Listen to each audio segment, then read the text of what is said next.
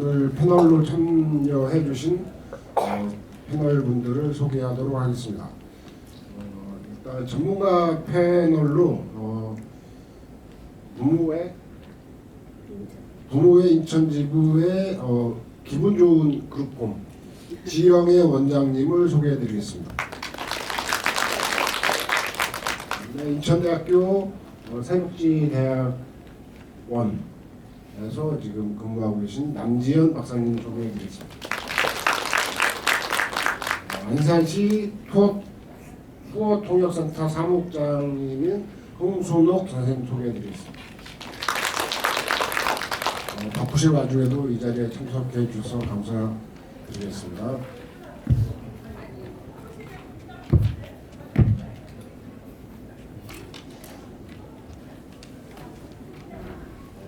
일단 장애인 가족 지원 제도가 어떻게 지금 이루어지고 있는지 그 현황에 대해서 한번 살펴보도록 하겠습니다. 지금 장애인과 관련된 법률이 장애인복지법, 발달장애인 권리보장법, 장애인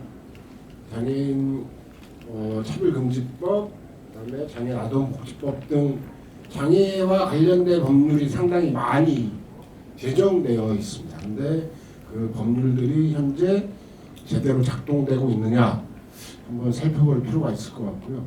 제가 볼 때는 제대로 작동되고 있는 장애 관련 법률들이 그렇게 많지 않은 게 현실인 것 같고요.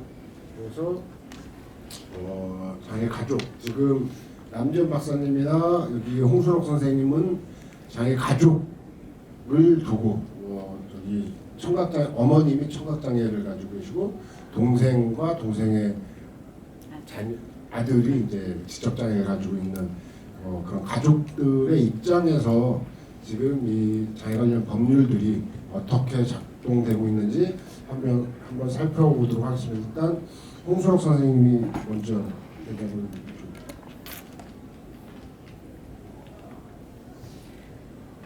네.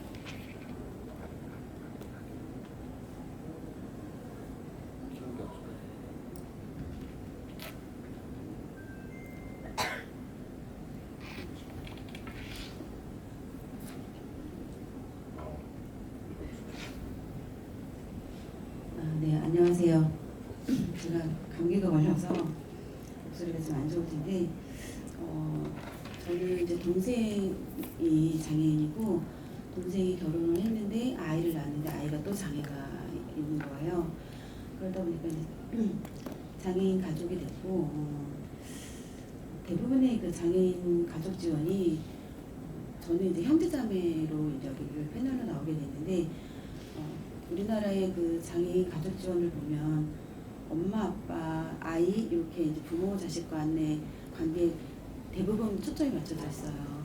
그래서 비장애 자녀를 그러니까 비장애 형제자매를 위한 또 장애 형제를 두고 있는 저희 같은 형제자매들을 위한 그런 제도는 좀 많이 부족하지 않나 이런 생각이 좀 많이 드는데요. 그러다 보니까 거기에서 오는 어떤 여러 가지 어려움을 부딪혔을 때 그런 것들을 해소하거나 해결할 수 있는 그런 제도는 좀 없지 않나 되게 어려웠던 부분이 많이 있고요. 저도 이제 현장에서 일을 하는 사람인데 저는 이제 이쪽 전문가는 아니지만 이제 그 주워 듣는 어떤 그런 얘기들로 이런 것들이 있구나. 그래서 그런 것들을 좀 알아가는 거지.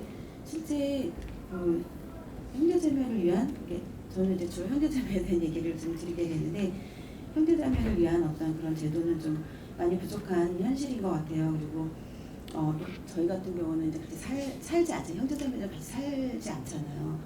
그러다 보니까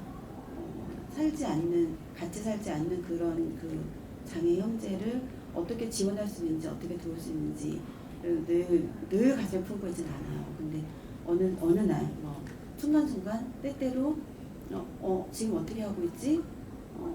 가슴을 좀 챙겨봐야 되나? 어떤 걸 좀 어떤 게 더 부족할까? 어떤 걸 좀 더 채워줘야 되지? 내가 할 수 있는 게 뭐가 있지? 이런 걸 이제 때때로 느끼게 되는 거예요. 그럴 때 굉장히 답답해요. 다른 그 형제자매들은 이럴 때 어떻게 하고 있을까? 다른 장애를 가진 그런 비장애 형제자매들은 이럴 때 어떤 제도에 도움을 받고 있을까? 어디 가서 상담을 할까? 어떤 고민을 할까? 어떻게 해결을 할까? 이런 것들에 대한 고민을 좀 많이 저는 해오고 있었던 편이었거든요. 그래서 이제 주변에 있는 다른 전문가들한테 상담을 좀 받기도 하고 또 도움을 받는 경우도 많이 있었는데 이제 제도를 얘기를 하라고 하니까 좀 저는 제도 얘기하기 좀 어려운 부분이 없지 않아 있습니다. 이 정도까지 얘기하고 넘겨드리도록 하겠습니다.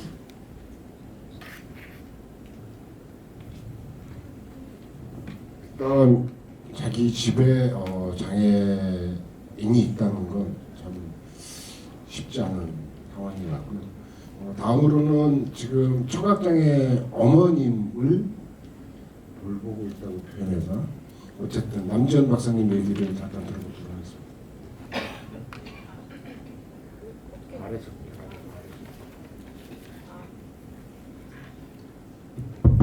네, 네. 저는 그 어머니 청각장애인이시고요. 아버지는 돌아가셨지만 지체장애인이셨어요. 그래서 장애와 함께한 지 30년 이상을 네, 지내고 있는 남지연이라고 하고요.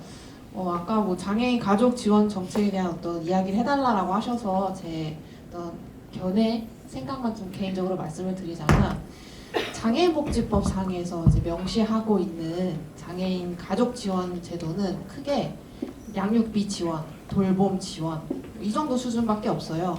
양육비 지원이라고 하면 뭐 장애인 연금, 장애인 수당, 장애아동 수당, 뭐 양육 돌봄에 필요한 또 비용들을 지원하는 사업들이고 제도들이고 돌봄 지원은 뭐 잘 아시는 것처럼 활동 지원 서비스나 뭐 장애아동 뭐 돌봄 지원 서비스 뭐 이런 것들이 주로 해당이 돼요. 근데 이러한 지원 제도들은 아까 이제 얘기해 주셨던 것처럼 비장애인 부모와 장애 자녀를 상정한 그 관계에만 주로 지원을 하고 있어요. 그리고 또 장애인복지법 상에서도 장애인은 주로 돌봄을 받아야 하는 대상으로 한정하는 경향이 있고요. 장애인 주변에 있는 비장애인들은 장애인에게 돌봄을 제공해야 하는 대상으로 이렇게 전제하고 있어요. 그러다 보니까 장애인 가족 지원 제도도 비장애인 부모, 장애 자녀를 한정하는 경우들이 많아요. 아무래도 우리 사회가 부모가 된 장애인을 쉽게 생각하지 못하는 그런 상상력 부족 때문이지 않을까 하는 생각도 하고요. 또 장애인은요, 자기가 돌봄을 받기도 하지만 돌봄을 주기도 해요. 자녀가 있는 장애인들 같은 경우에는요. 근데 이러한 상상력이 부족하다 보니까 이 제도에서도 이 장애인 가족의 관계를 좀 이렇게 고착화시키는 경향들이 좀 나타나는 거죠. 그리고 뭐 비장애 형제에 대한 지원 제도가 부족하다라고 말씀을 하셨지만 사실 비장애 자녀들에 대한 지원 제도들도 굉장히 많이 부족하거든요. 장애인복지법에서 제30조 2에는 장애인 가족을 위해서 사례 관리해야 되고 뭐 상담 지원해야 되고 역량 강화 교육해야 되고 복지 서비스 제공해야 된다라고 명시는 하고 있는데 실질적으로 비장애 형제나 비장애 자녀들이 이용할 수 있는 서비스들은 없어요. 제가 최근에 저희 엄마 데리고 장애인복지관 가가지고 제가 이용할 수 있는 서비스가 뭔지 여쭤봤어요. 그러니까 비장애 자녀들을 위한 자조모임 같은 거 하고 있나요? 라고 여쭤보니까 비장애 자녀가 있는지도 모르시는 상황인 거예요. 장애인복지관에서도. 그러다 보니까 장애인 그 당사자를 위한 지원 제도들은 부족하지만 있는 상황이고 비장애 자녀들을 위한 제도들은 여전히 부족한 상황인 거죠. 그래서 우리 사회는 좀 장애인이 부모가 될 수 있다는 것을 상정하고 다양한 지원 제도들을 마련하는 것이 필요하지 않을까 싶고요. 또 이 혈연 관계나 법적 관계에 기반한 지원 제도들에서 좀 벗어날 필요도 있다라는 생각이 들어요. 2020년 장애인 생활 실태 조사의 그 원자료를 제가 좀 살펴봤는데 장애인 가구 유형을 살펴봤어요. 일단 가장 많은 게 부부로 이루어진 가구가 한 30% 정도였고 그 다음에는 부부와 미혼 자녀 그리고 한부모와 미혼 자녀 이런 식으로의 또 순서가 나타났어요. 그러니까 생각보다 부모가 된 장애인들이 많다라는 것을 의미하기도 하고 그 외에도 법적 관계는 아니지만 그러니까 혈연 관계는 아니지만 내 자녀의 뭐 사위 내 입장에서 사위나 며느리와 같이 사는 장애인도 있었고 시어머니와 함께 사는 장애인들도 있었거든요. 그러니까 이거는 우리가 기존에 생각하던 가족 관계에서 좀 벗어난 유형이잖아요. 그래서 좀 이런 다양한 관계를 우리가 생각해 볼 필요가 있지 않을까 싶고요. 또 현재 상황에서 알 수 없는 현황이긴 하지만 법적인 가족관계나 혈연 관계가 아닌 가족관계들도 있어요. 예를 들어 동거인이 여기에 해당이 되겠죠. 구체적인 수치는 알 수 없지만 제가 뭐 활동지원사분들 대상으로 인터뷰를 하다 보면요. 활동지원사와 장애인이 서로 이제 사실혼 관계에 있는 경우들도 좀 간혹 보기도 해요. 그럼 이런 관계에 있는 사람들은 우리가 가족으로 이해할 수 있을까? 이런 의문이 좀 생기기도 하잖아요. 그래서 우리 사회가 앞으로 좀 장애인에 대한 부모 권리를 인정함과 동시에 다양한 가족들이 있을 수 있다라는 것을 좀 인지하고 제도가 설계되었으면 좋겠다라는 그런 생각을 좀 했습니다.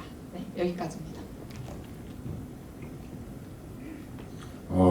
저희 센터에서도 장애 자녀, 비장애 자녀 이 좀 프로그램들을 진행하기가 상당히 어려운 부분이 있고요. 그래서 좀 한번 해보려고 하는데 아직은 좀 잘 안 되고 있는.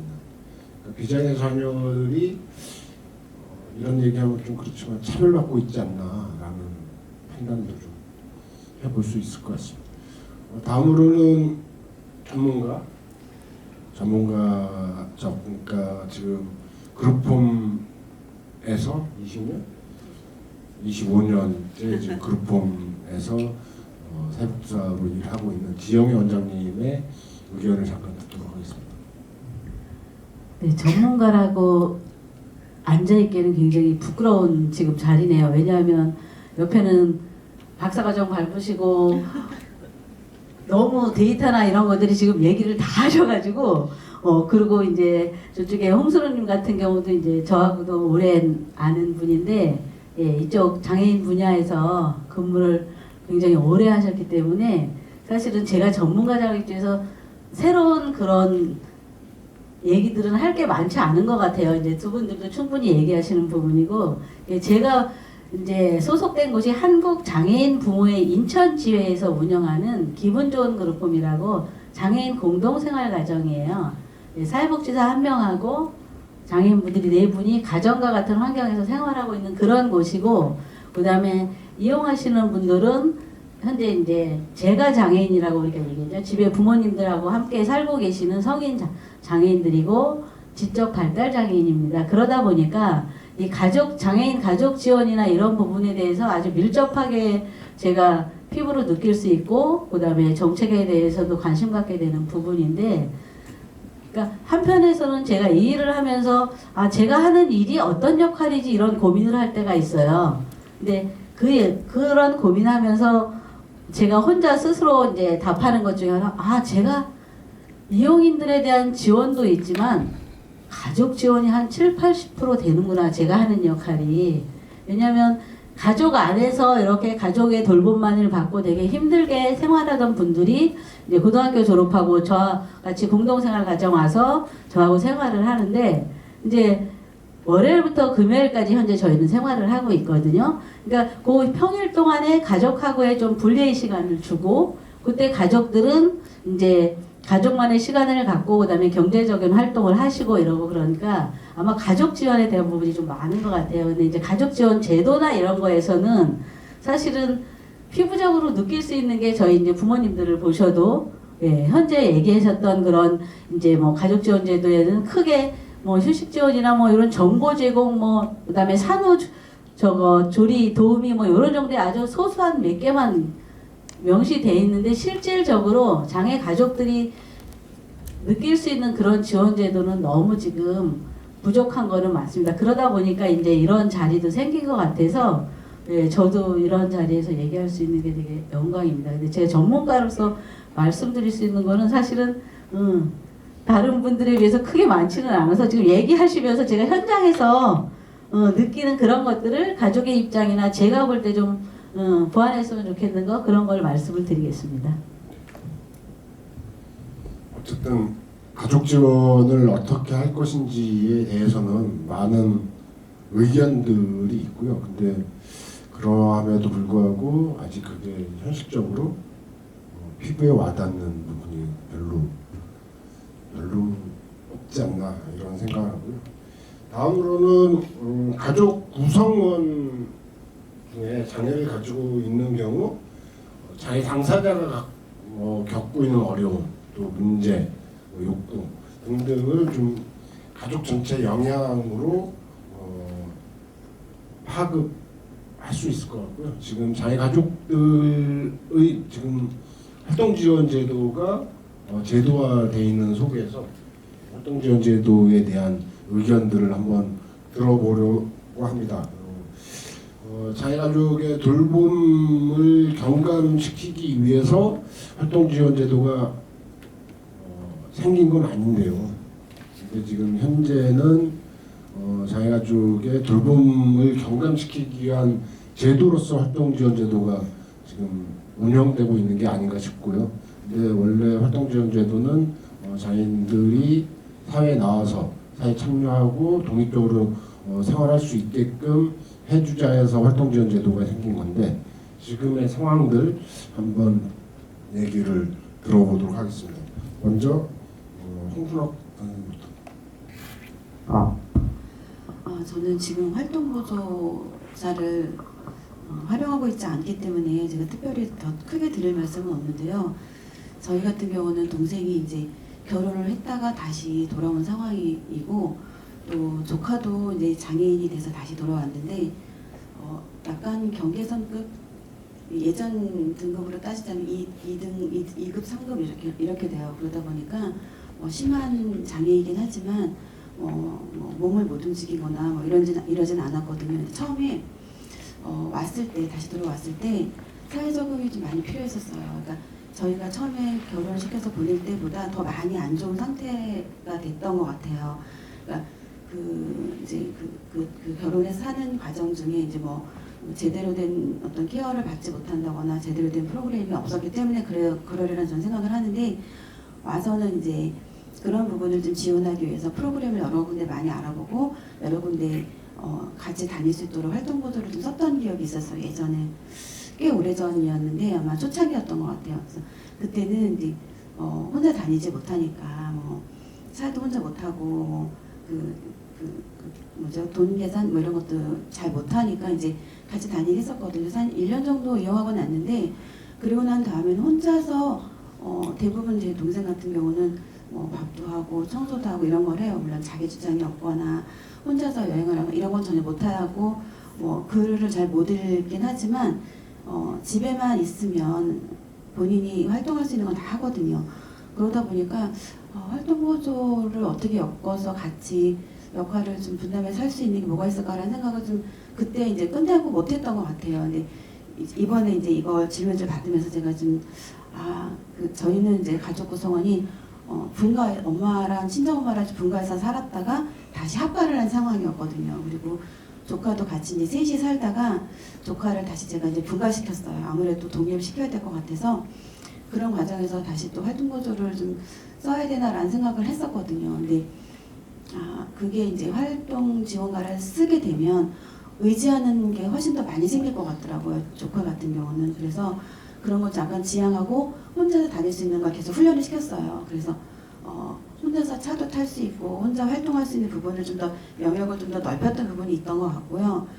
동생 같은 경우는 지금 같이 활동 지원가를 쓰면 좋겠다는 생각을 좀 했던 게 저희 친정엄마랑 같이 너무 밀착되어 있다 보니까 만약에 엄마가 돌아가시고 난 다음에 얘를 좀 어떻게 할 것인가가 좀 굉장히 고민스러운 부분이 생긴 거예요. 그래서 본인의 활동 영역을 좀 넓혀주자면 주변에 다른 어떤 경험할 수 있는 것들을 좀 더 폭넓게 지원해야 되겠다. 여태까지는 제가 해왔거든요. 그런 부분들을. 근데 제가 못하는 부분도 워낙 많이 있으니까 그런 것들을 조금 나누면 좋았겠구나라는 생각을 사실은 이번에 질문을 받으면서 하게 됐었어요. 그래서 현재는 활용하고 있지 않지만 앞으로는 좀 활용하면 좋겠다는 생각을 좀 갖게 됐습니다. 예, 이 자리에 활동지원사 선생님들이 많이 앉아 계시는데요. 지금 활동지원제도와 관련해서 아직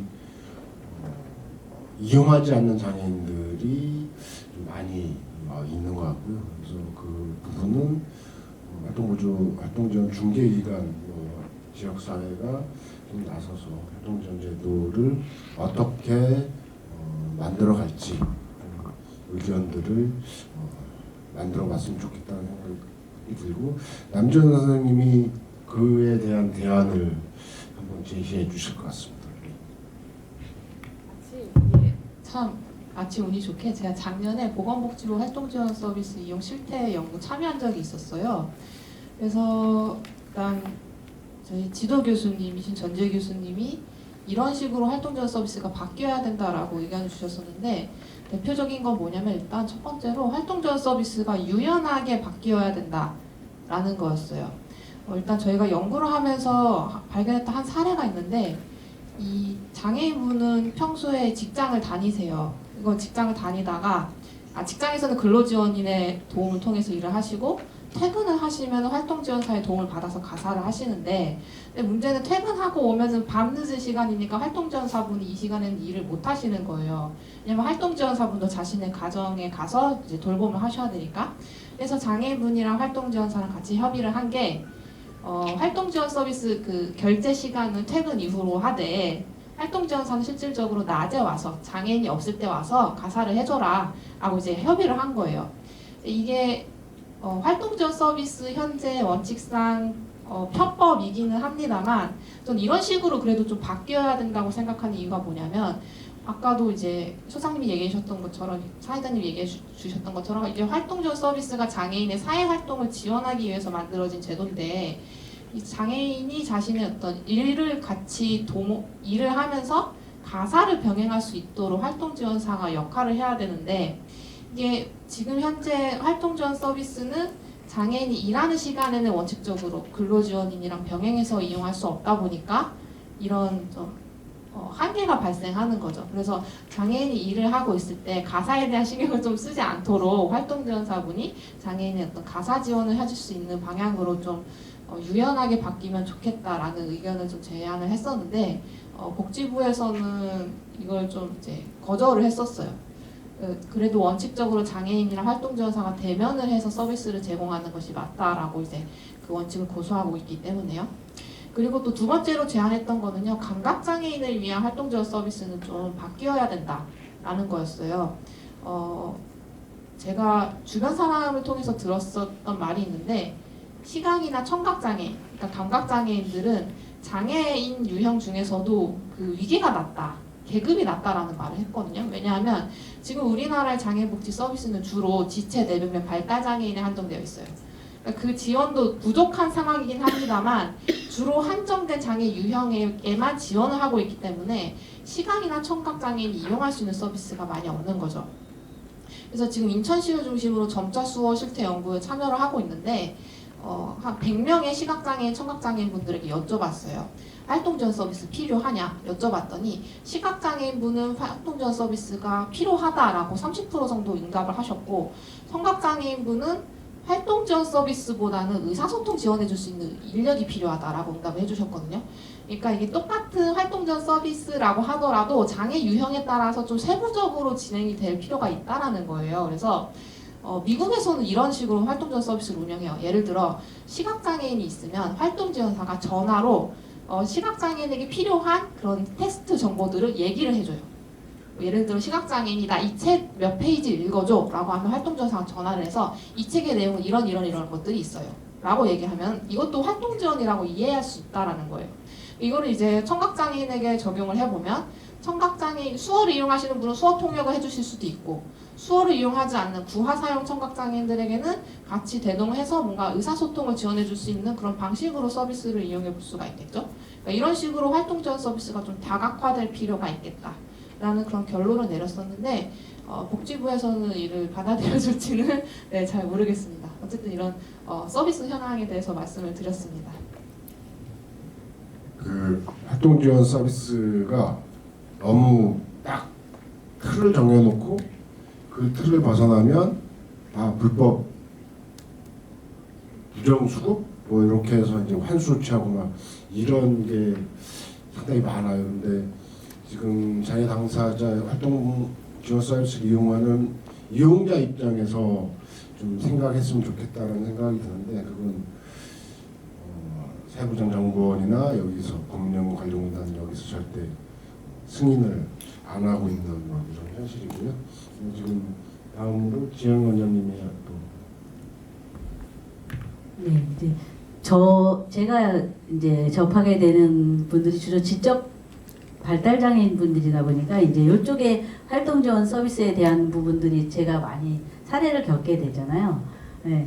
근데 저는 이제 보면서 이 제도 자체가 활동 지원이라고 이름을 지어졌기 때문에, 그리고 시작이 지체 내병변부터 시작을 했기 때문에 아마 그거에 대한 제약 조건이 너무 많았던 것 같아요. 이제 발달이나 지적, 시각, 청각은 이제 나중에 이제 혼입이 돼서 이렇게 제도의 혜택을 받고 있는 상황인데, 그런 것들이 틀에 너무 갇혀서 사실은 당사자들의 욕구는 활동 지원이나 지금 이제 얘기하셨던 이런 의사소통이나, 어떻게 보면 활동이 아니어도 집안에 들어와서 지금 돌봄을 하시는 분들도 활동시설들이 되게 많잖아요. 그러니까 그런 부분들이 조금 열려 있어가지고 예, 다양하게 이용할 수 있는 그런 창구들이 좀 마련이 지원제도 자체가 돼야 될 것 같고요. 지금 활동 지원 서비스가 필요한데도 사용 못하는 그런 사례들이 어떤 것들이냐면, 지적장애인 같은 경우는 보면 이제 요 한 3, 4년 요 근래에 있던 이제 상담 사례인데, 부모님하고 같이 생활하던 이제 지적 발달 장애인 분이 어머님이 갑자기 이제 돌아가신 사례예요. 근데 그게 제가 한 세 건 정도 전화 상담을 받았거든요. 근데 어머님이 갑자기 돌아가시고 활동 지원이나 이런 것들로 연결을 하는데, 그 자체가 이분이 그 활동 지원 제도에 대한 어떤 컨트롤을 못 하잖아요, 당사자가. 그러다 보니까 사실은 일상이나 활동 지원도 필요하지만 혼자 남겨진 집에서의 그런 생활 전체를 전반적인 걸 봐줘야 되는 그런 부분인데, 여러 기관이 사례를 거쳐갖고 방법을 찾고 있는데도 그거에 대한 대안이나 이런 것들이 못 나오고, 그 다음에 이제 그분이 어디다 요청할 수 있는 그런 여건들이 안 되니까 후견인이나 이런 것들을 이용해서도 하는데, 활동보호 자체, 지원사 자체가 사실은 이분들한테 제일 밀착된 그런 서비스를 줄 수 있는 분들인데도 그거에 대한 부분들을 많이 활용을 못한 사례가 있더라고요. 그리고 또 하나는 이제 지금 지적 발달 같은 경우는 제일 부모님들이 말씀 많이 하시는 게, 너무 중증은 다 어렵다는 얘기들도 하시고, 그 다음에 지금 어려운 행동을 하시는 분들은 또 활동 보조사 분들이 지금 사고도 많이 나고 있잖아요. 다치시고. 근데 그런 분들에 대한 특별한 뭔가 조금 다른 차원이 다른 제도적으로 좀 더 뭐 시간이 충분하던가 보수가 좀 더 되던가 이런 것들에 그런 보완이 돼야 되는데, 체중증이 거절을 당하는, 사실은 체중증 장애인 분들한테 더 혜택이 들어가야 되는데 오히려 그분들은 못 받고 있는 그런 현실. 그 다음에 또 하나는 활동 지원사분들은 사실은 이게 일로서 하는 거잖아요. 뭐 봉사나 뭐 가족의 일을 하는 게 일로서 하는 건데, 그 일에 대한 힘든 일을 하는 거에 대한 대가가 사실은 다른 직종에 비해서 굉장히 낮게 받고 계셔서 그분들이 저는 되게 안타깝더라고요. 근데 뭐 제도의 긍정적인 거는 사실은 삶의 질이나 당사자분들의 삶의 질이나 가족들한테는 많은 도움은 되고 있거든요. 근데 아직도 많이 부족해서 예, 지금 이렇게 많이 유연화되고 개선돼야 되는 그런 부분들이 있는 것 같아요.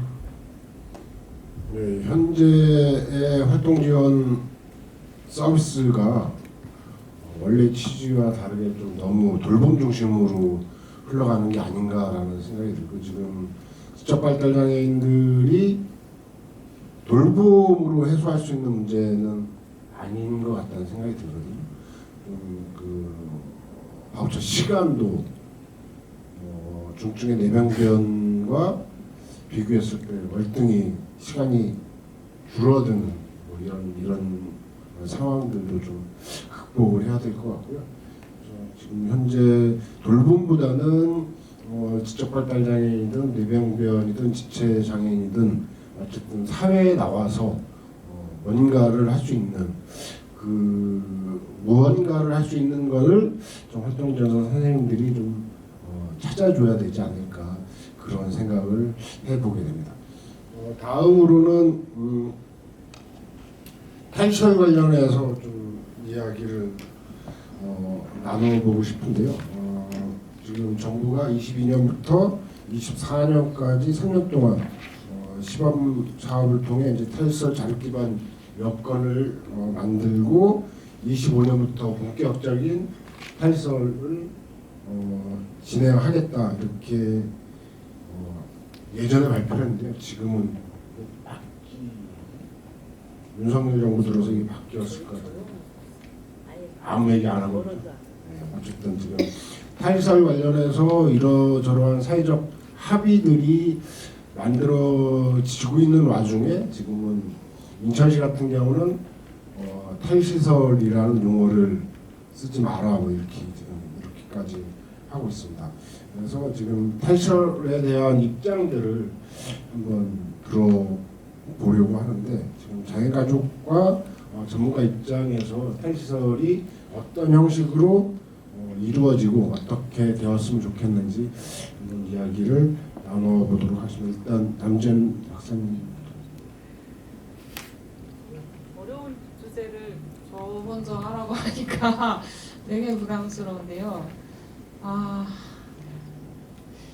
근데 지금 탈시설의 흐름은 저는 막을 수 없다고 생각하거든요. 문재인 정부 때부터 탈시설이 필요하다라는 의견들이 계속 이어져 왔고, 또 장애계에서도 장애운동단체에서도 탈시설은 필요하다. 모든 장애운동단체가 필요하다고 얘기하는 건 아니지만 어쨌든 필요하다라고 주장을 계속하고 있기 때문에 인권적으로든 지금 이제 사회 흐름상으로든 필요하다고는 생각해요.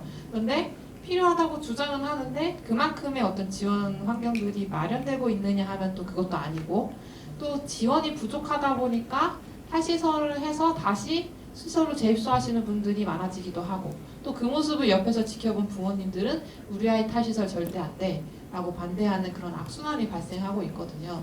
저는 개인적으로 탈시설은 막을 수 없는 흐름이고 진행되어야 된다라고 생각을 하는데, 이 흐름을 계속 유지하려면 더 많은 지원이 필요하고, 그리고 일단 1차적으로 부모님들을 설득하는 문제가 가장 필요하지 않을까 싶어요.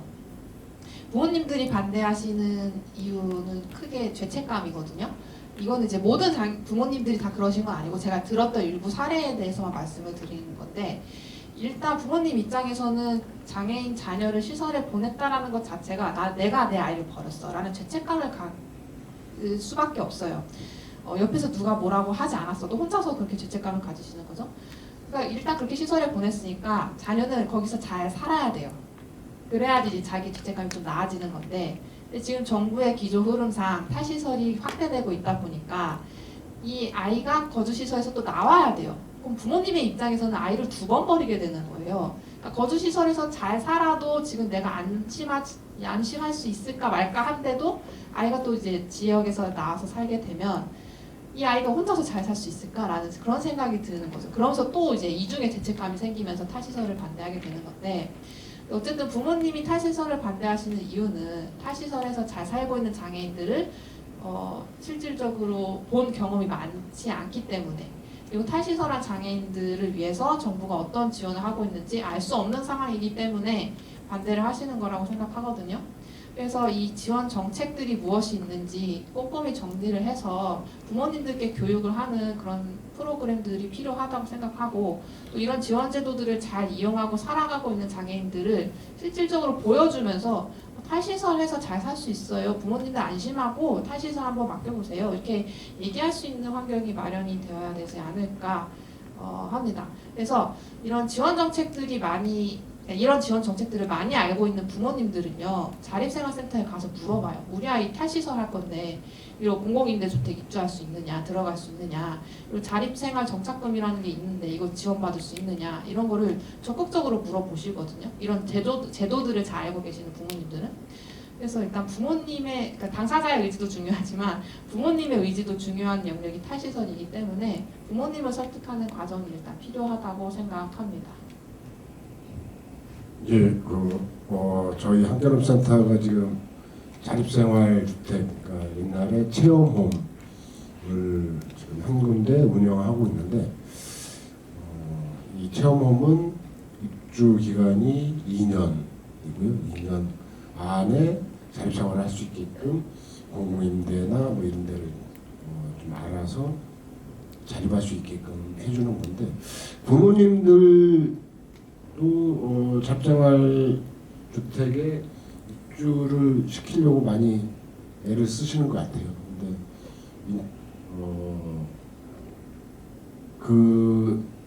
그렇게 많지 않기 때문에 좀 어려움이 있는 것 같고, 그래서 탈시설은 뭐 아까 말씀하셨던 것이 지금 추세인 것 같고 시설 안에서 요즘 계속 뭐 인권 유린 문제들이 시설의 문제로 좀 많이 다가오기 때문에 이런 부분을 해결할 수 있는 방안이 될 수도 있을 것 같고요. 다음으로 홍순옥 선생님이. 네, 저는 뭐 이쪽 전문가는 아니지만 저희 동생이나 조카는 시설을 가지 않았었기 때문에 탈시설에 대해서는 좀 그렇긴 하지만 제가 평상시 갖고 있는 생각은 어쨌든 고무적이고 다행스러운 일이라고 생각을 해요. 예전에 제가 시설에서 근무를 한 적이 있었는데 굉장히 단체 생활이잖아요. 그리고 똑같이 일어나야 되고 똑같이 밥 먹어야 되고 또 너무 예쁘게 비면 안 돼, 후원 안 들어오니까 뭐 이런 것들도 있고 머리를 다 짧게 잘라야 돼, 희생이니까 뭐 사실 인간적이지 않은 부분이 굉장히 많이 있었던 거 저는 너무 많이 체험을 했었고요. 그래서 탈시설이 추세라는 게 뭐 당연하게 받아들일 수밖에 없는데 문제는 재발들이 전혀 갖춰지지 않는 상태에서 무조건 이 탈시설을 하면 안 된다는 거죠. 그러니까 저희 같은 경우는 그 조카가 이제 동생이 장애이니까 그 조카에 대한 어떤 그런 행동이라든지 뭐 독립시키는 부분들 제가 다 관여를 해서 하게 됐는데 그런 과정에서도 똑같이 저희 친정 엄마가 걱정을 굉장히 많이 했어요. 나가서 혼자 살 수 있어? 그게 가능해? 막 이렇게 하셨는데 저는 이게 좀 약간 무지에서 오는 것들이지 않나라는 생각이 들어요. 모르니까 병도 알면은 사실 별거 아니잖아요. 그런데 모르면 막 걱정 많이 하잖아요. 그런 것처럼 모르기 때문에 생기는 것들이 아닌가라는 생각이 들어요. 그래서 그렇게 모르는 것들 우리가 부모님 아까 박사님 말씀하신 것처럼 그냥 걱정하는 게 아니라 모르기 때문에 그러는 거거든요. 그렇게 모르는 부분들을 충분히 홍보하고 얘기하고 저변을 확대하고 뭐 이런 어떤 노력을 우리 나라에서 좀 해줘야 되지 않았나. 뭐 TV를 통해서라든지 아니 드라마를 통해서라든지 영화를 통해서라든지 여러 매체를 통해서 충분히 그런 것들을 홍보하고 얘기하고 당연하게 받아들일 수 있을 때까지라도 계속 이런 노력이 필요한데 그런 게 전혀 없는 상태에서 탈시를 하니까 탈시설이 뭐야라고 아마 부모님들 그렇게 얘기하셨을 거예요.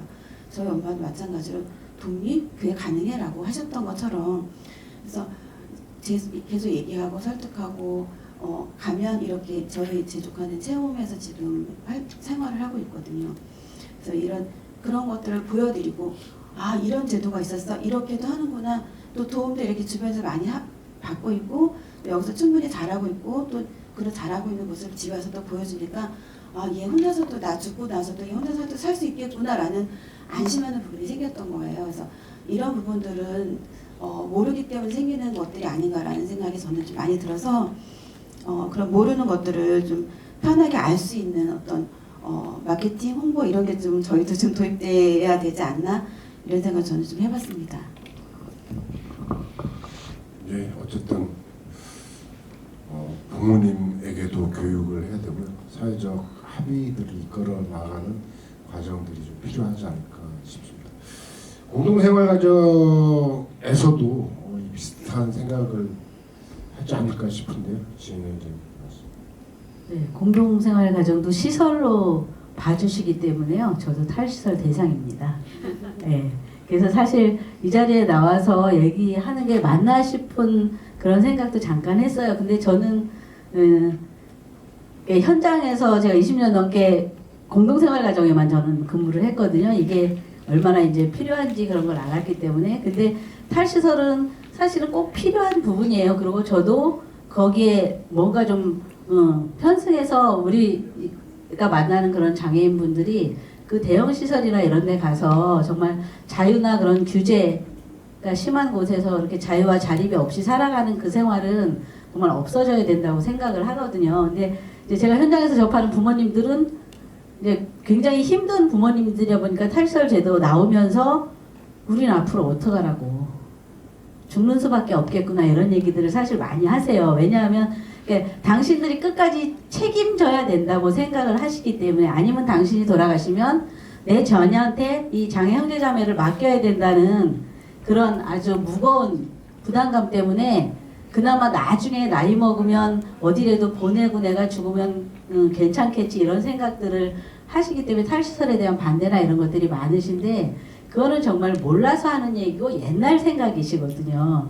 근데 지금은 시대도 많이 변했고 그다음에 지역사회나 이런 정책들이나 이런 것들이 사실은 탈시설 주장하는 것만큼 따라가지는 않지만 지금 계속 준비를 하고 있는 부분이 뭐 지원주택 제도나 지금 자립생활주택이나 그다음에 지금 제일 인천에서 현재 두각되고 있는 게 지원주택이거든요. 주거전환센터에서 하는 지원주택에서 시설장애인들이 혼자 나와서 이렇게 원룸이나 투룸이나 이런 것들을 선택해서 살아갈 수 있는 그런 것들이 지금 저기 홍순옥님 조카분도 지원주택 거기 이제 옆에 단기 체험홈이라고 있거든요. 거기에서 근무하다가 이제 나갈 계획을 가지고 있어요. 근데 부모님들이 생각하는 탈시설은 무조건 시설은 다 없어야 된다 이렇게 생각을 하시는 것 같은데 탈시설 그 제도가 정착이 되면서 사실은 부모님들이 생각하는 그런 중증이나 이런 분들은 어떻게 보면 요양시설이나 이런 것들은 조금 더 병원 같은 그런 것들은 제도적으로 지금 긴급돌봄이나 뭐 이런 것들에서 생기는 추세이기 때문에 걱정은 많이 안 하셔도 될 것 같거든요. 근데 이제 탈시설이 너무 시설 장애인들만 대상으로 시설에서 나와야 된다만 얘기를 하도 언론에서 그러니까 모두가 오해하시는 거예요. 다 내보내서 다 지역에서 대책도 없이 혼자 살아야 되나 이렇게 걱정을 하시는데 장애인계도 사실은 지금 정책의 흐름을 보면 노인 쪽을 조금 보시면 돼요.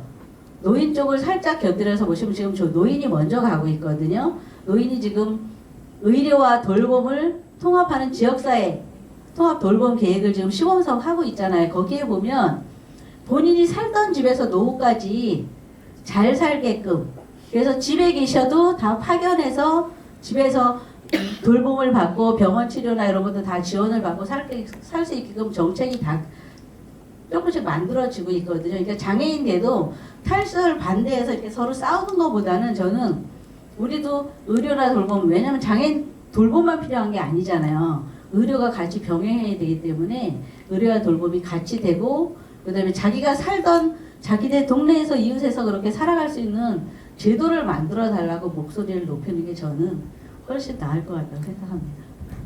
네, 소중한 의견 감사드립니다. 일단 이 탈시설 관련해서는 의견들이 아직은 분분한 것 같습니다.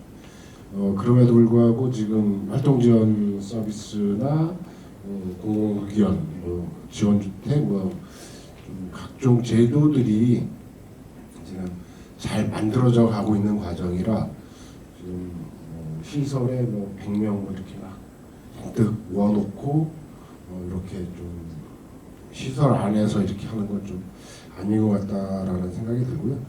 앞으로 좋은 방향으로 발전됐으면 좋겠다라는 생각을 합니다. 다음으로는 지금 장애복지 정책이 어떻게 흘러가고 있는지 장애복지 정책과 관련된 이야기를 좀 들어보려고 하는데요. 장애인 가족 하면 떠오르는 이미지가 과연 무엇일까? 이런 생각을 합니다. 많은 사람들이 장애 자녀 아까 처음에 얘기한 장애 부모와 비장애 자녀의 순보다는 장애 자녀와 부모님 요렇게 판단하고 있을 것 같은데 보면 장애 자녀도 있고 비장애 자녀도 있고 둘이 있을 때 이런 관계들을 어떻게 풀어갈 수 있을 것인지 이런 정책들과 관련된 이야기를 좀 해보고 복지 서비스가 어떻게 진행되고 있는지 그 얘기도 잠깐 들어보도록 하겠습니다. 일단 홍순옥 선생님부터 좀. 저희가 이제 활용하고 있는 복지 정책이 뭐가 있는지 정책이라고 말하기는 좀 어렵지만 좀 살펴봤어요. 저도 이번 기회에 일단은 우리나라가 잘 되어 있는 것 중에 하나 공공부조니까 공공부조에 대한 도움을 좀 받고 있고요. 나머지는 굉장히 좀 많더라고요. 많은데 사실은 이 많은 것들을 어떤 거가 우리한테 맞는 건지 어떤 제도가 있는지 사실 이렇게 자세하게 알 수 있는 부분이 많이 없는 것 같아요. 내가 필요할 때 막 찾아보지 않는 한은 딱 모르는 것 같아요. 우리 집에 이런 지적장애가 있어? 그러면 거기는 이러이러이러이러한 제도가 있고 이러이러이러한 걸 필요로 하니까 이러이러한 걸 이용해보세요. 이런 안내가 있으면 너무 좋을 것 같아요. 제가 너무 필요해서 어디다 전화를 해서 물어보지? 라고 하면 제가 알고 이러이러한 제도인데 이거 해주세요 라고 하지 않는 한은 사실 그 주민센터 같은 경우도 본인 담당하는 거 외에는 잘 모르잖아요. 그리고 그러다 보니까 잘 몰라서 활용하지 못하는 부분이 더 많지 않나라는 생각이 좀 있고요. 장애인 가족하면 아까 말씀하신 것처럼 장애 아동의 포커스가 굉장히 많이 맞춰져 있어서 부모가 이용하거나 장애인 아동한테 필요한 그런 것들은 굉장히 좀 많이 있는 것 같은데 실제 저희는 성인이다 보니까 성인 장애인들한테 필요한 부분은 사실 어떻게 보면 일자리일 수 있거든요. 자립할 수도 있고 또 자립하지 않아도 하루 종일 집에 있을 수는 없잖아요. 뭔가를 해야 되는데 그렇게 뭔가를 할 수 있는 부분에 있어서 얘를 어디에 보내서 뭔가를 좀 일을 시키고 싶다라고 해서 제가 여러 군데 전화를 한번 해봤었어요. 그랬을 때 나이 제한에서 다 걸리기도 하고 이제 보호작업장도 안 되고 직업재활도 안 되고 그래서 할 수 있는 게 도대체 뭐가 있을까. 요즘은 뭐 나와서 노래하고 놀고 뭐 이런 것들도 일로 인정해주자 막 이런 얘기들도 많이 있잖아요. 그런 것들을 좀 활용을 해야 되는 건가? 이런 생각도 들긴 하는데 현재 저희가 이용하고 있는 건 저희 제 동생 같은 경우는 거의 없고요. 조카 같은 경우는 이제 장애인 체육회에서 하고 있는 체육 활동 같은 걸 이제 일 끝나고 나서 할 수 있게 됐고 일하기 전에는 직업 훈련원 들어가서 훈련을 받고 취업을 하게 됐고 취업하고 난 다음에는 이제 지금은 그렇게 운동하는 걸 좀 활용을 하고 있어요. 그리고 복지관에서 하는 자조 모임도 한 달에 한 번, 두 달에 한 번 정도 활용을 하고 이용을 하고 있고요. 또 지금 아까 말씀드린 것처럼 체험을 또 기회가 또 저희가 너무 좋게 돼서 체험 활동도 하고 있어요. 근데 이런 것들은 이제 조카가 아직 젊기 때문에 어리기 때문에 해당 사항이 있었던 것 같아요. 그래서 되게 좋았는데 동생 생각을 해보자면 어떻게 해야 되지? 제가 데리고 다니는 여행, 제가 같이 다니는 영화 관람, 제가 데리고 다니는 문화 활동 외에는 사실은 이용할 수 있는 부분이 너무 없었던 것 같아요. 그래서 아까 이제 우리 활동보조 얘기할 때 제가 조금 더 보충 설명을 드리자면 좀 다양하게 활동보조, 그러니까 활동 지원사 선생님들이 할 수 있는 영역이 좀 넓혀진다고 하면 그런 부분에서 좀 같이 활용할 수 같이 이제 도움받을 수 있으면 너무 좋겠다는 생각이 드는 거여서 선생님들도 뭘 해야 되지? 저희가 이제 지적장애인들은 본인이 뭔가 자기 주장을 할 수가 없잖아요. 이거 해주세요, 저거 해주세요가 안 되니까 가족 간에 어떤 그런 소통이 필요할 건데 이런 레시피들이 좀 있으면 좋겠다 이번에. 그래서 보통은 이렇게 이용을 많이 해요. 또 이런 걸 이렇게 활용해 보면 좋을 것 같아요라는 어떤 안내문이라든지 활용할 수 있는 레시피가 좀 있으면 그런 것들을 좀 같이 활용하면 좋겠다라는 생각도 좀 많이 하게 됐었어요. 그래서 이런 부분들이 좀 더 활성화되면 좋겠다라는 생각을 하게 됐습니다. 예, 저희 센터가 발달장애인 중활동 서비스를 진행을 하는데요. 잘 모르세요. 부모님들이 발달장애인 중활동 서비스가 무엇을 하는 건지 잘 모르시고 홍보가 그만큼 안 되고 있는 게 아닌가 싶은 생각이 들고요. 일자리 관련해서는 또 저희도 맞춤형 중증장애인 맞춤형 일자리, 문화활동, 예술활동 등도 일이다 해서 이제 장애식 개선 캠페인 등등을 하고 있는 거를 저희 센터가 하고 있는데 인천이 전체로 70명을 선발해서 이제 이것도 일이다라고 해서 그런 일자리들을 하고 있는데 너무 적고요. 더 확대할 필요가 있을 것 같습니다. 이런 복지 서비스, 복지 정책이 좀 더 다양하게 좀 전개됐으면 좋겠다라는 생각을 합니다. 다음은 남재 박사님.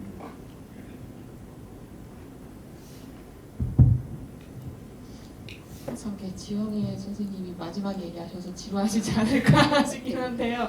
네, 일단 홍수석 선생님께서도 얘기해 주셨던 것처럼 장애복지 체계는 주로 장애 아동에 한정이 되어 있다 보니까 학령기나 성인기, 특히 중장년 이후에 노년 장애인이 이용할 수 있는 서비스들이 특히 없어요. 그리고 장애 아동의 초점을 맞추다 보니까 비장애 아동을 위한 지원도 지금 현실상 없는 상황이고, 또 이제 비장애 자녀가 학령기가 되었을 때, 그러니까 공부를 막 해야 되는 시기가 됐을 때 장애인 부모님들의 고민이 더 깊어져요. 아이들의 학습 지원은 어떻게 해야 되는지, 아이들에게 또 학습을 위해서 학원을 보내고 과외를 붙여주고 싶은데 장애로 인해서 발생하는 추가 비용도 있고, 또 소득을 많이 벌기도 어려운 상황이다 보니까 비장의 가정만큼의 어떤 충분한 학습 지원이 부족한 상황이죠. 그래서 이제 비장의 자녀를 위한 학습 지원은 일부 민간 복지관에서 하고 있어요. 뭐 거제시 장애인 장애인 가족 지원 센터나 아니면은 뭐 청원복지관, 청각장애분들이 주로 이용하시는 청원복지관이라는 것도 있는데, 주로 이런 곳에서는 이제 비장애 자녀를 위해 학습 지원을 하고 있는데 주로 봉사활동의 형태로 진행이 되다 보니까 꾸준한 학습 지원을 받을 수 없다라는 거, 그리고 학습의 질이 어떤 낮을 수도 있다라는 그런 한계점들이 있어요. 그래서 제가 재작년에 한 인천시 중심으로 장애인 가정 지원 연구에 대해서 연구 참여한 적이 있었었는데, 그때 한 지원 방안 중 하나로 비장애 자녀를 위한 어떤 학습 지원 바우처 이런 걸 좀 만들자라는 제안을 했었거든요. 그래서 바우처를 발급해줘서 아이들이 원하는 학원에 가서 그냥 카드 결제만 하면 학습 지원을 받을 수 있도록 하는 그런 거 좀 해보자라는 것들을 제안했었는데, 사실상 인천시에서는 안 하고 있는 것 같고요. 또 이제 장애인 가족 지원 정책을 제대로 잘 마련하기 위해서는요, 장애인 당사자의 생애 주기도 잘 고려해야 돼요. 아까 말씀드렸던 것처럼 주로 영유아기에 한정이 되어 있다 보니까 학령기, 뭐 성인기, 중장년, 노인이 됐을 때를 고려한 지원 정책들이 또 세세하게 마련이 되어야 돼요. 제가 장애인 실태조사의 그 결과를 좀 찾아봤는데, 장애인이 7, 80대인 굉장히 노년기에 있는 장애인들을 주로 누가 돌보냐 했더니 자녀들이 돌본대요. 30-40%의 장애인들이 그렇게 대답을 했어요. 그럼 보통 7, 80대 노인을 돌보는 자녀의 연령은 보통 30, 40대일 거란 말이에요. 그럼 30, 40대는 저도 이제 30대이긴 하지만 조금씩 노화가 시작이 돼요. 예전만큼의 그 체력이 아니에요. 비웃으시는 분들이 계시긴 한데, 저도 뭐 20대는 좀 열심히 공부했는데 지금 또 체력이 좀 떨어져서 학업과 제 개인적인 학업과 엄마를 돌보는 걸 병행하는 게 좀 체력적으로 조금씩 힘들더라고요. 그래서 뭐 노노케어라고도 하죠. 뭐 노인을 돌보는 그런 케어들도 이제 노인복지 영역에서는 중요한 화두로 떠오르고 있는데, 장애인 영역에서도 장애인이 고령화되어 있다 보니까, 그러니까 65세 이상의 장애인이 전체 장애인 중에 50% 이상이라는 통계 자료가 있거든요. 장애인 고령화를 또 고려했을 때도 노노케어, 그러니까 뭐 장애인의 노인 장애인과 뭐 노인 장애인의 비장의 자녀, 뭐 이렇게 아니면 뭐 장애인의 어떤 배우자 서로 이제 이렇게 노화되어가는 어떤 장애인의 가족을 위한 어떤 고려 지원 방안들이 좀 마련이 되어야 되지 않을까라는 그런 생각을 좀 했습니다. 생애 주기를 고려한 지원 정책이 필요하다. 네. 어제 저희가 개막작으로 상영을 했던 괜찮은 집안이라고 저희가 자체 제작한 다큐멘터리 영화가 있는데요. 부모연대 남동구 전 지회자 김현미 님의 가족들, 장애 자녀와 비장애 자녀, 아빠, 엄마 이렇게 넷이서 강화도로 캠핑을 떠나서 이렇게 일어나는 일들을 다큐멘터리로 제작한 게 있는데, 장애 자녀와 비장애 자녀를 어떻게 볼지, 지금 어제 그 집안 같은 경우는 비장애 자녀가 오히려 차별을 받고 있는 뭐 이런, 아빠가 온통 이 장애 자녀한테만 관심을 두고 비장애 자녀는 어떻게 생활하는지도 잘 관심을 두지 않는 뭐 이런 상황들. 그래서 장애 자녀나 비장애 자녀가 동일하게 좀 같이 서비스를 받을 수 있는 그런 프로그램도 좀 필요하지 않을까 싶다는 생각을 어제 그 개막작을 보면서 생각을 했었고요. 다음으로는 지영애 원장님이 마지막으로 말씀을. 네, 장애인 가족 지원 제도는 지금 인천시에서 시행하고 있는 거는 장애인 가족 지원센터 2군데를 운영하고 있어요. 인천시 100% 지원으로 해가지고 전국에 보면 중앙에서 지원하는 데도 있고 아니면 자체 운영하는 데 있고 시 지원하는 데도 있고요. 아직 정착이 안 되고 되게 다양하긴 한데, 인천은 2군데밖에 없는 그 지원센터가 이제 100% 지원받아서 하고 있습니다. 근데 그 2군데서 하는 것들은 보면 이제 뭐 사실 비슷해요. 복지관이나 이런 데서 하는 거랑 비슷하거든요. 맞춤형 뭐 사례 관리, 그다음에 정보 제공, 그다음에 휴식 지원 사업. 지금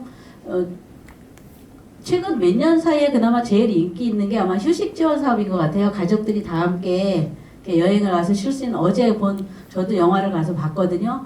그 영화처럼 이렇게 여행을 가서 보낼 수 있는 그런 휴식 지원 사업이 가장 지금 현재는 인기가 많은 것 같은데, 근데 그것도 사실은 정보에 접근하는 몇 분만이 보면 계속 반복적으로 이 기관 저 기관 다니면서 이렇게 이용하시는 사례가 되게 많더라고요. 그러니까 정보가 너무 한정돼 있는 거죠. 많은 분들한테 이게 공유가 되고, 그다음에 정보를 찾아가지 않으면 이용 못하는, 그래서 가족들이, 소외된 가족들이 아직도 많은 것 같아요. 근데 저희 가족지원센터 그 운영을 제가 옆에서 보면서도 느끼는 거, 사업 안에는 비장애 형제 자매 그 네트워크도 있고 다 만들어 놓긴 했는데 작동을 잘 안 하고 있어요. 작동을.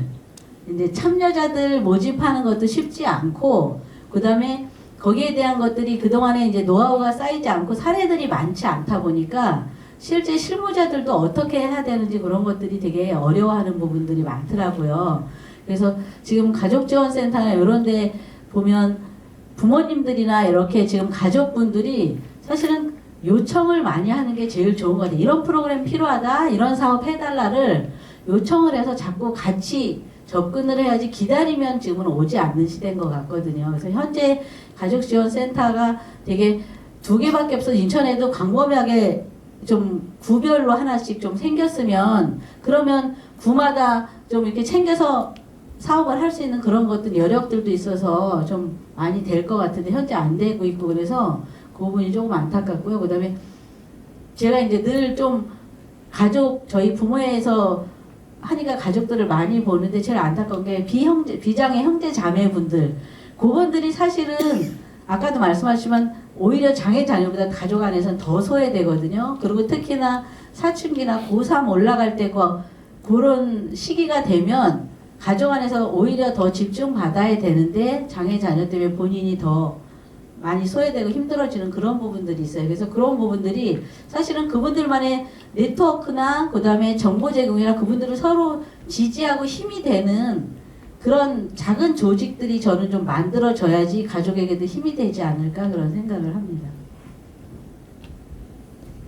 그 가족의 형태가 다양하게 지금 존재하고 있는 현실을 저희들이 부정할 수는 없을 것 같습니다. 그래서 지금 장애 자녀가 있던 비장애 자녀가 있던 어쨌든 이 다양한 가족의 형태를 좀 인정하고 스스로 좀 잘 극복했으면 좋겠다는 생각이 들고요.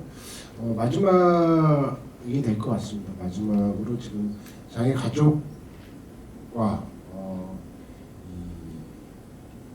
사회가 어떻게 좀 그걸 그렇게 잘 받아 안고 사회를 좀 온전히 사회통합적으로 나갈 수 있을지 마지막 말씀을 한 번씩 듣고 이 토론을 끝내도록 하겠습니다. 일단 홍순옥 선생님부터 마지막 마무리 발언 해주시면 되겠습니다. 네, 그 좋은 기회를 주셔서 제가 패널에 나오게 돼서 감사드리고요. 이번 기회에 그 동생이나 조카에 대한 생각을 다시 한번 할 수 있는 기회였던 것 같아요. 이제 쭉 지금 이제 토론한 내용을 듣다 보니까 정말 동생이 장애인이었고 또 그 동생이 또 아이를 낳았는데 또 장애가 됐어요. 그러다 보니까 이 동생이 아이를 키우는데 시어머님이 거의 대다 키우고 아이가 동생하고 아이하고 친해질 수 있는 기회를 거의 안 주셨더라고요. 그래서 아이가 커서 왔는데 엄마 소리를 안 하는 거예요. 왜 엄마 소리를 안 하지? 엄마인데? 라고 했더니 어렸을 때부터 할머니가 키우다 보니까 엄마가 아이를 못 키운다고 생각을 했던 것 같아요. 그분들께서. 그러다 보니까 엄마하고 정이 안 생긴 거예요. 그래서 그런 부분들 보면서 되게 좀 많이 속상했었거든요. 그러니까 그 친구들이 같이 잘 살아갈 수 있는 그런 사회, 거기에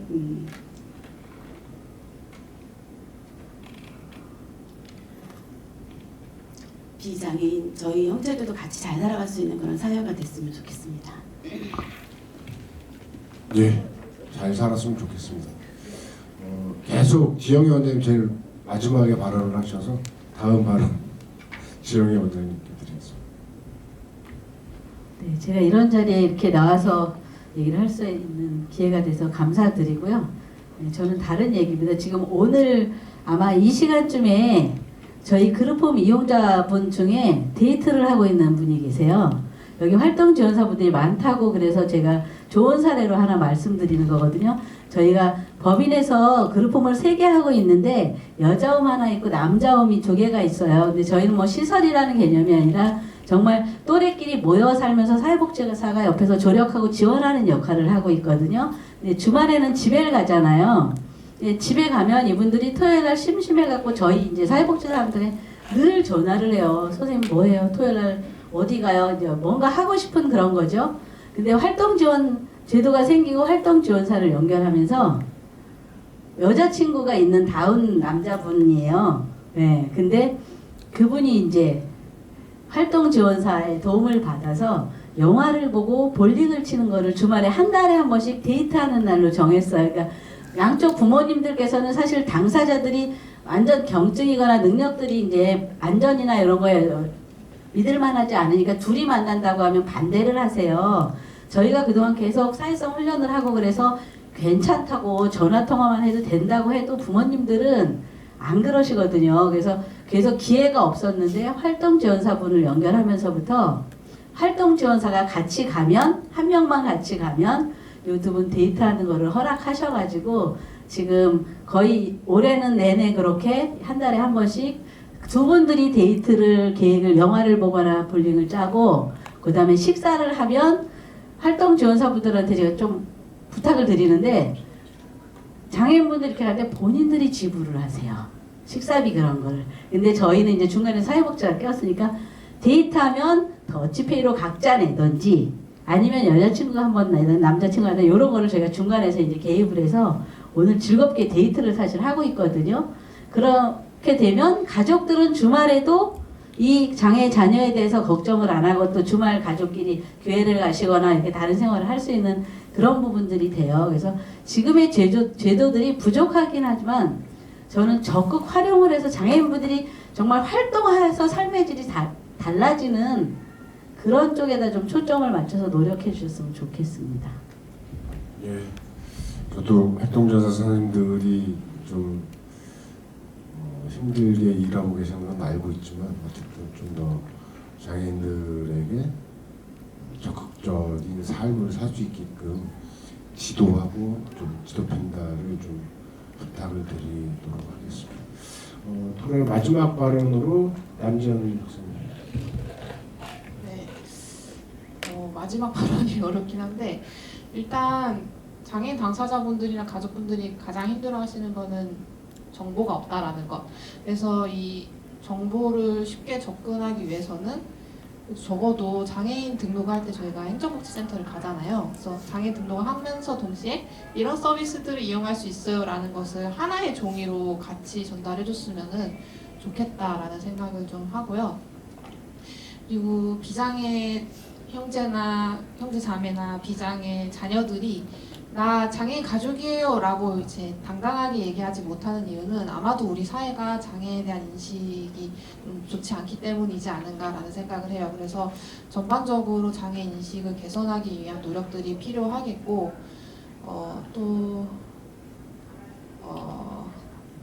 네, 인식이 개선되어야 비장애 가족들도 당당하게 자신을 커밍아웃 할 수 있을 거라고 생각합니다. 네, 힘드셨을 텐데 이 시간 들어주셔서 감사드립니다. 예, 말씀 잘 들었습니다. 장애인과 비장애인이 함께 조화롭게 살아가는 사회가 참 아름다운 사회일 것 같다는 생각이 들고요. 제 4회 인천장애인권 영화제 무대 행사로 마련된 장애가족 지원제도 개선 방안을 위한 토론회를 마치도록 하겠습니다. 내년에는 더 즐겁게 영화제를 만들도록 더 노력하겠습니다. 앞으로 영화제에 많은 관심 부탁드리겠습니다. 감사합니다.